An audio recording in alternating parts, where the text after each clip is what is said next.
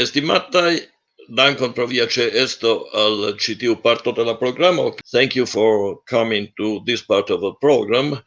Now it's turn of Professor Humphrey Tonkin. We cannot ni ne bezonas lin presenti, li parolos en Esperanto. Longtempa estrarano kaj prezidanto de UEA kaj de multaj aliaj aferoj. Do mi lasas rekte la vorton al li. Li parolos pri Esperanto kaj transnaciismo kaj mencias Soros, Kosiński, Zaleski-Zamenhof. Al li la vorto. Dankon. I'm sorry, but I'm unable to share my screen, but I'm hoping that everybody can now hear me. So I will begin my presentation. Carlos says that I'm going to be talking in Esperanto. I'm in fact talking in English.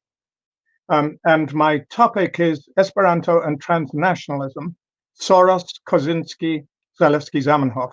The three figures who are the subject of this paper were strikingly different, but also show some striking similarities. Teodoro Schwartz, later Tivadar Soros, was Hungarian, born in the Austro-Hungarian Empire and an officer in its army, later a lawyer and entrepreneur. Jerzy Kosinski, whom I'm going to call Jerzy Kosinski because that's how he's pronounced in English, was Polish, began his career as a sociologist, but soon moved to the United States and into a career as a writer.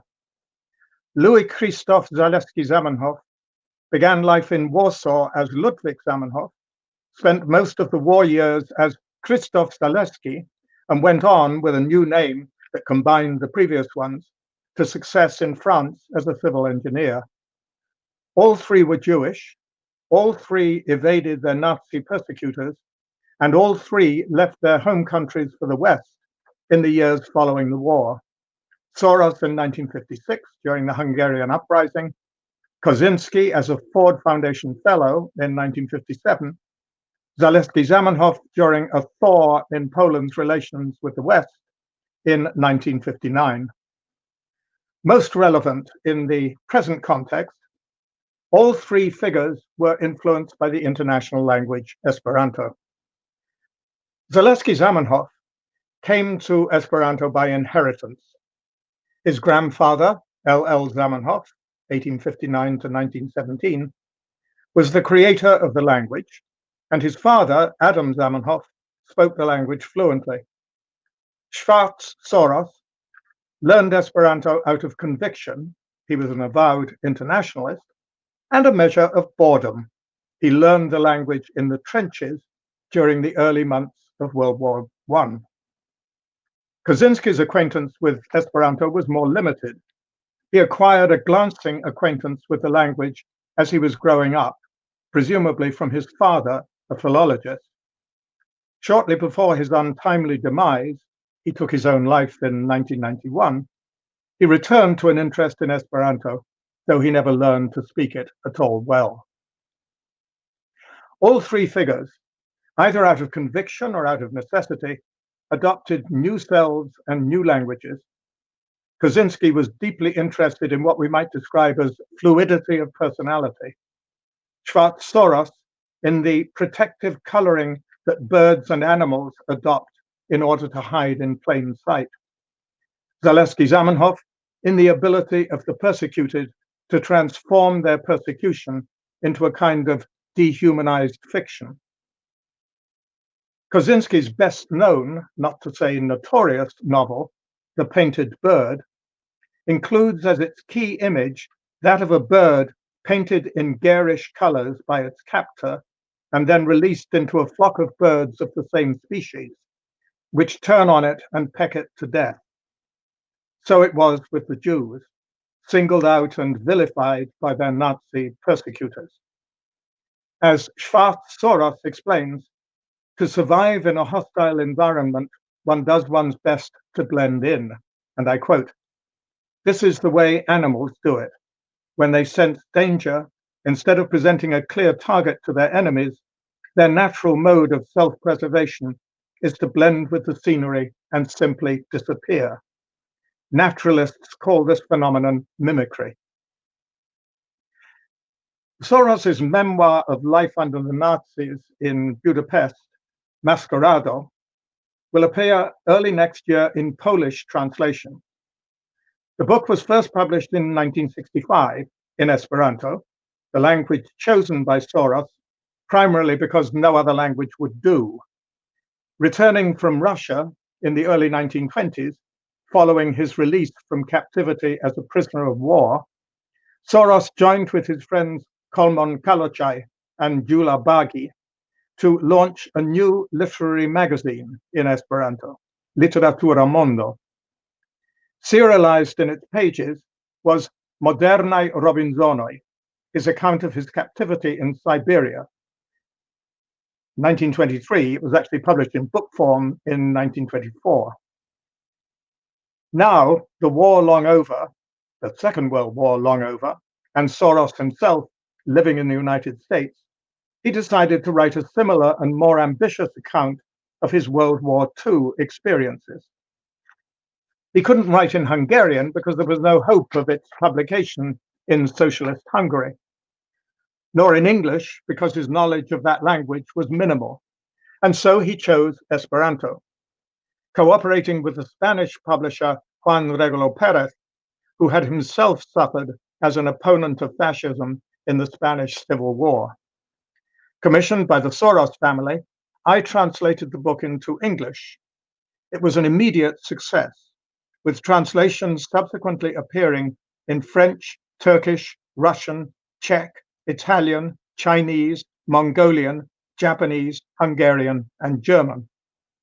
The Polish translation, the work of the late Ewa Szurawska, will be published in Gdynia by the publisher Nowy Rejestr. There was a strong linguistic dimension to the careers of all three individuals. It was affectionately said of Soros by members of his family and also Soros himself that he spoke many languages, and he clearly did, but all of them badly.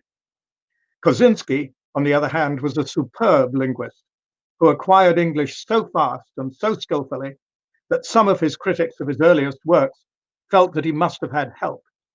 He had excellent Russian and claimed that he used Latin on a visit to Russia to telephone to his father in Poland. This as a device for confounding whoever might have been listening in on the conversation. Now, Esperanto is a language like all other languages, except when it isn't. Much scholarly time has been spent on demonstrating how the basic structures of the language are less European than they look, but also how the artificial past that Zamenhof created for his language, all languages need a past, was rooted in the European tradition. But these are linguistic issues. Psychologically, Esperanto presents a mental space that is quite unlike that of other languages. It exists because it is not an ethnic language, not rooted in customary assumptions about identity. All other languages arise from a particular geographical location. Zamenhof sought to have Esperanto belong to all places, to minimize or even erase the sense of otherness. Esperanto was in that sense a means of discovery, not only of a new language, but of a new personality, a way of reclothing the psyche to discount particular kinds of difference, or perhaps actually to reinforce them. When I speak Esperanto, I am emphatically not American or British, not representative of a particular space. In a measure, all adopted languages have this characteristic. Kosiński speaks frequently about the fact that English was for him a safe space. It was not Polish, not the idiom of his past, not evocative of earlier trauma, but by contrast, a rational space in which to examine soberly and by choice that earlier trauma, to dissect and explore it. Something of the same can be said of Soros, dealing in the matter-of-fact tone that characterized Maskerado with his Budapest experiences. He speaks to us in not Hungarian, in a language safely separated from the experiences themselves. Tivadar Soros died in 1968, 3 years after publishing Maskerado. Although I met him on more than one occasion during visits to the New York Esperanto Society, I didn't read Maskerado until after his death, and so never had the opportunity to discuss the book with him, a fact that, looking back, I deeply regret. While I knew Zaleski-Zamenhof quite well, we didn't discuss his past. Fortunately, we have the work of Roman Dobzhinsky, who, in interviews with Zaleski-Zamenhof, gives us a sense of the extraordinary traumas and also good fortune of his life in World War II.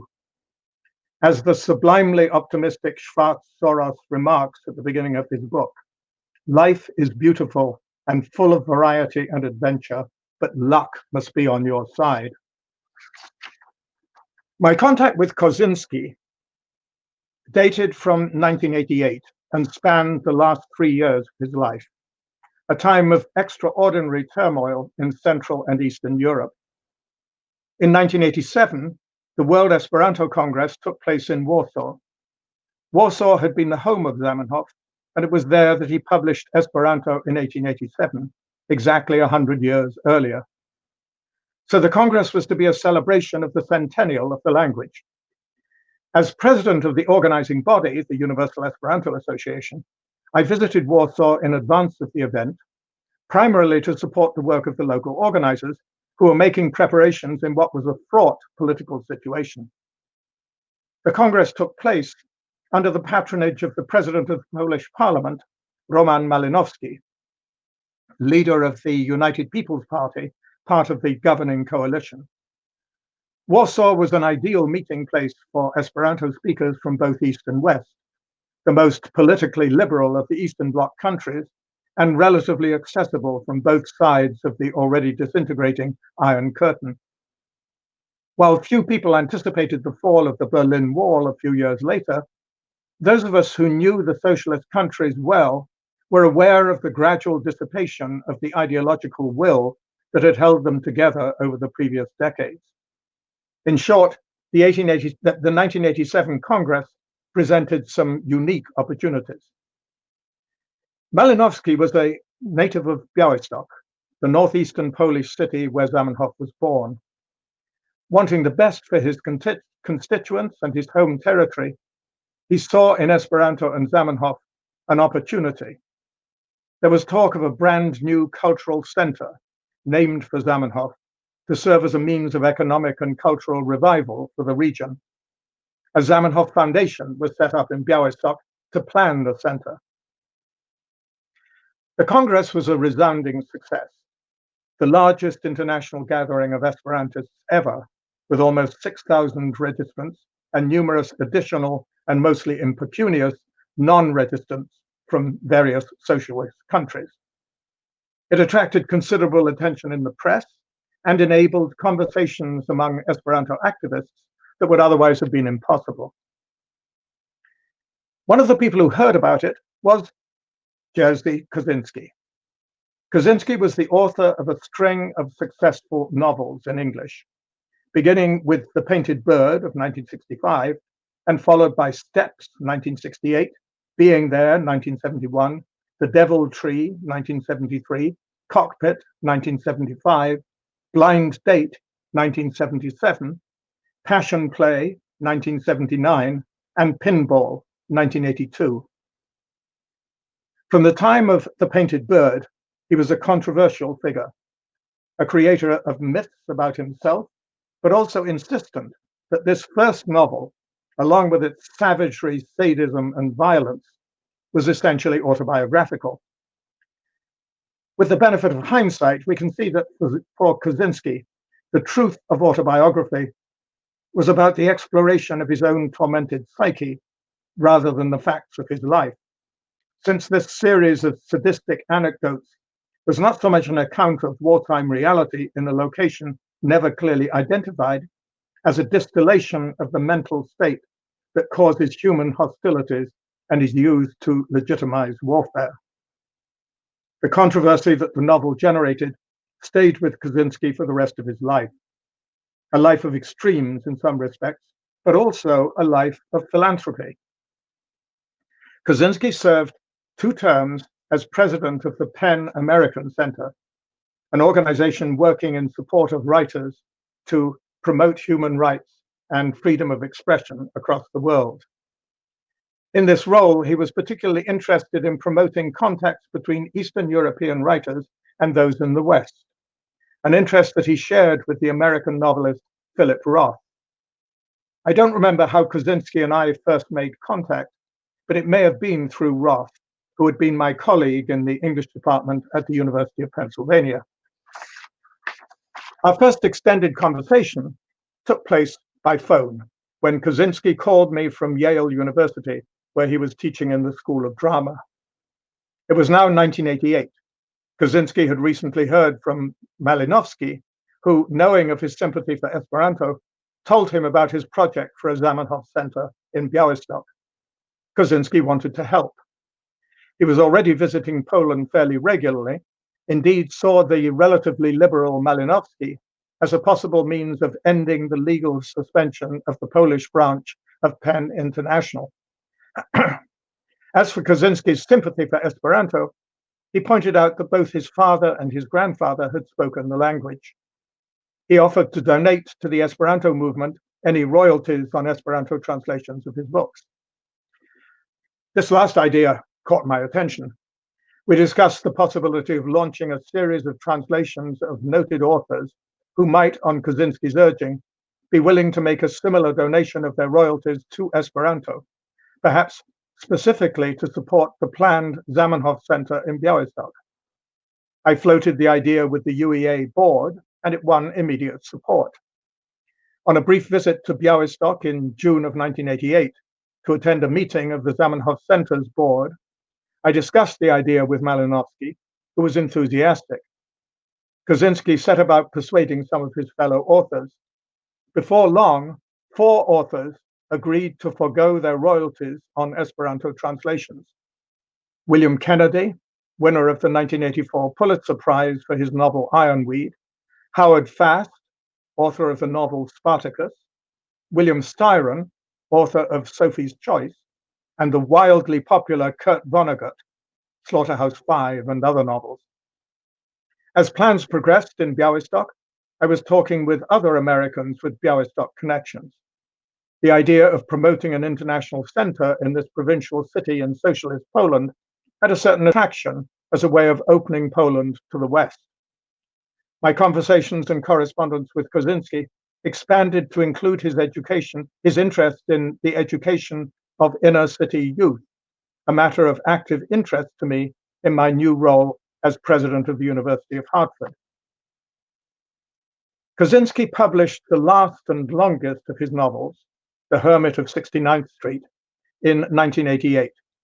Its obsessive and formless narrative didn't appeal to the reading public, tired of the controversy surrounding the relation of Kosinski's life to his works.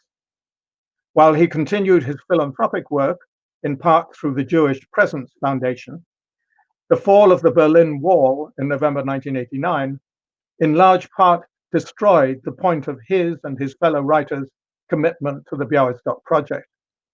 He himself continued his interest in Esperanto and in the education of young people, but much of the energy was spent. And then in May 1991, Kosinski took his own life. Last year, Louis Zaleski-Zamenhof, whose experiences in the war were not unlike those of Kosinski, but whose life took a totally different direction, died in Paris 3 months short of his 95th birthday. And thus, these 3 survivors, all of them touched by Esperanto, passed from life into history. Thank you.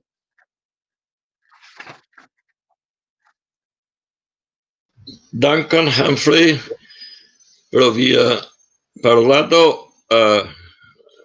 Excuse me if I announced it in Esperanto, but I followed what I read in the general program. So any question about this very interesting comparison about our writers? For instance, I would have a question. We have several persons who could be treated here. Senrodin or Tiberium Olariu, Ferenc Szilágyi. They could give some suggestions to this lecture, isn't it? Yes, undoubtedly. Needless to say, in 20 minutes, there's a lot you can't Of course. And I also wanted to emphasize my personal connections with these individuals, because I think particularly the story of Kosinski is not known to Esperantists. Mm-hmm. And of course, you have three individuals whose wartime experiences were remarkably similar. One of them in Hungary and the other two in Poland. And I wanted also to emphasize that, and particularly the totally different way in which the three of them relived and reinterpreted those experiences. Yes. Any other question?